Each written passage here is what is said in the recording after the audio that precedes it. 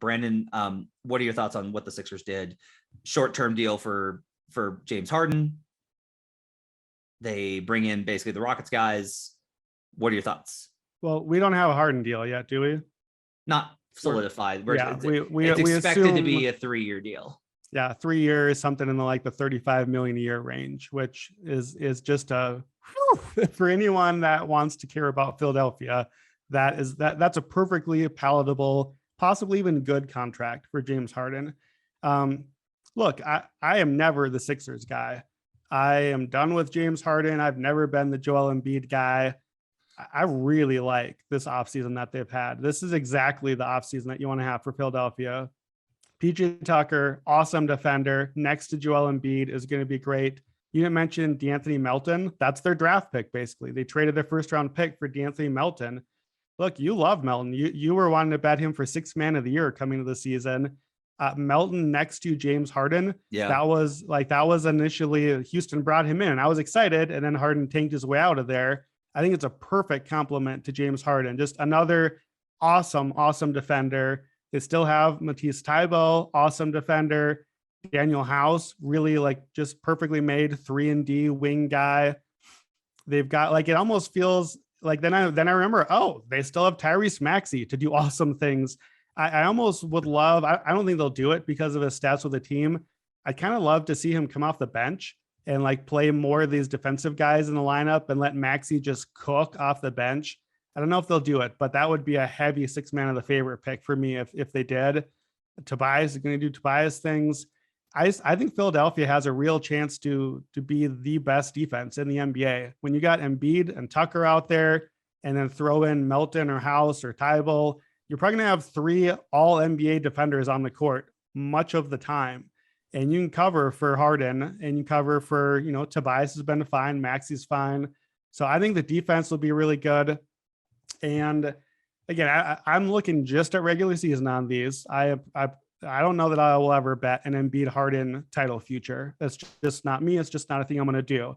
But regular season, we'll do Boston in a second. I think Boston and Philly are 1 and 2 in the East. I think that's the teams vying for the 1 seed. When I look at a team that I think is going to be an awesome regular season team, what I want more than anything else is an awesome defense. And I think the Sixers can have the best defense in the league. I have already bet Joel Embiid at 30-1 to win Defensive Player of the Year, not because I think he will be the best defender, but because I think he could be the buzz guy on the best defense or close to it. And I think if you want to bet the division, somebody not Boston, I think Philadelphia regular season is going to have some real value on it.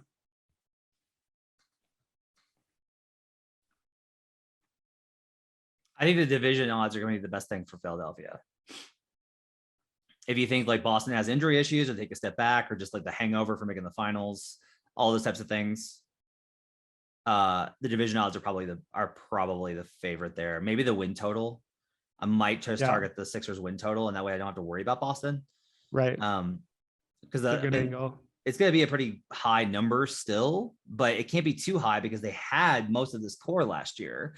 You're not upgrading them substantially for PJ Tucker, D'Anthony Melton, Daniel House. You're just not. So I think there's probably going to be value on the win total for the Sixers when it comes out. That's going to be one of the plays I'm going to be looking at. Look, I already bet them. They were after. I'm taking a victory lap. It's victory lap time. After the NBA Finals, I put out an article that had the 3 teams that I bet immediately to win the NBA title. I bet the Clippers at plus 950. I bet plus 850. I bet the Philadelphia 76ers at plus 1600, and I bet the Milwaukee Bucks at plus 800. Those are the 3 teams. Because I was just the Bucks are going to be back there no matter what they do. The Clippers are the team that I think is undervalued in the market, and immediately that moved to plus 600 now. And the Sixers, I was it's Daryl Morey with a full offseason to build around what he has. He will rebuild this team. That team last year was not Morey's. That team last year was the leftovers and the transition from the previous era. And I knew that Morey would take this summer. He made the Harden move, managed the Simmons deal, got Harden. I knew he would build a team around him. Now, Harden is worth fading. I think at this point, that's a fair thing.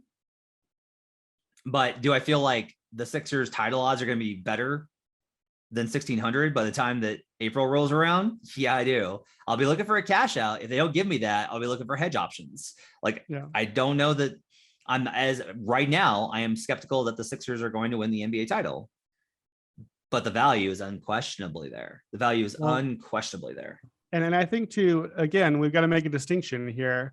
I don't know that you would say regular season Harden is worth fading. I think regular season Harden is still going to be a pretty good, valuable player. I don't think either one of us wants our money on Harden in the playoffs, deep in the playoffs. But regular season, sure, the value can be there. Please don't let me talk myself into another James Harden MVP position. I think I'm done with that for good now. But look, like, even if this is going to sound terrible, but if James Harden is like Fred VanVleet or just like a really good, like borderline all NBA type guard, not MVP James Harden anymore, that's fine. You still have a top 3 defense, potentially an MVP candidate center, and a Fred VanVleet type guard.